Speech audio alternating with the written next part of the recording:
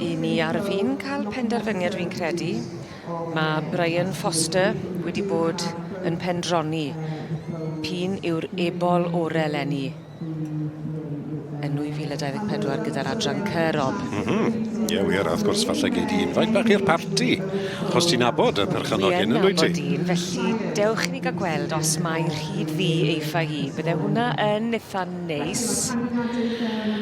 Wyt ti eisiau parti bach gobeithio nawr? Do. Dwi eisiau ymlagion o ti. Dyna ni gael gweld. A'r canol fydd et yn mynd. Mae'n whare gyda ni. Mae'n whare gyda ni nawr fyd, dwi'n credu.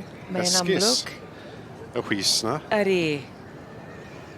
Chydig bach o ddrama. Wel, bydd Rhys Davies yn gobeithio. Mae'r calon siŵr o fod yn mynd. Ond mae yna enghreifftiau bendigedig fan hyn I gyd yn dosau o'r ebolion. Mr Foster, wyt ti'n bod yn greulon nawr mewn ffordd, dire?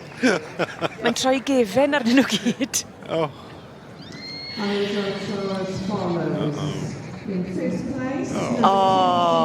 Rhys Davies yn mynd â hi. Ar hyd ddi Foal. Dyma ni. Ebol gore yr adran ec yn 2024. A di tipyn o ddosbarth wedi cael ei fagu wrth y march Donis Highwayman ac allan o rhydd ddi Nancy. Wel, fe gei di barti bach nawr, gobeithio. Gei di gynnig. Mae yna rhywbeth yn dysgu pan ti yn nabod rhywun mewn dosbarth. Mae'n neud gwahaniaeth yn diwedd, wyt ti'n bles iawn amdano nhw. Yn ebol pert. Odi mae e. Ac yn lygad ti'n bod, I beth mae fe'n dewis fel caseg. Y trad, yr gos, digon o asgwrn, caracter bach poni na, fi'n gweld hwnna yn yr ebolion mae fe'n dewis fod. Cryfder, mae'n edrych am tym y bach o cryfder, ti'n beth mae'n barnu. Mr Foster, mae'n rhaid gweud, yn disgwyl mor ffres ag eriod I feddwl, ti'n bod, o parch iddo fe. Mae oedran beth oedd e, Heledd, wyt ti'n hoff iawn o gweud sawl gwaith? Mae'n 81. 81. A beth sy'n ddiddorol am Brian Foster hefyd, mae wedi bod yn y diwydiant plastig ys dros hanner can mlynedd, os ych chi'n cofio. A fe nath y plastig oedd e'n greu sydd wedi gwneud y setau yn yr eisteddle fan hyn rhyw 30 mlynedd yn ôl, felly mae yna rhywbeth eitha melys iddo fe bydd e'n gweithio a ffrwyth llafur I waith o'i flan hefyd. Ie, wir. Dwi'n credu mae still yn gweithio, ond yw e? Mae rhyw rhan gyda fe yn y cwmni. Mae'r lawn y dal mewn. Wel, fi'n gobeithio bydda I rhy beth a fe yn 81.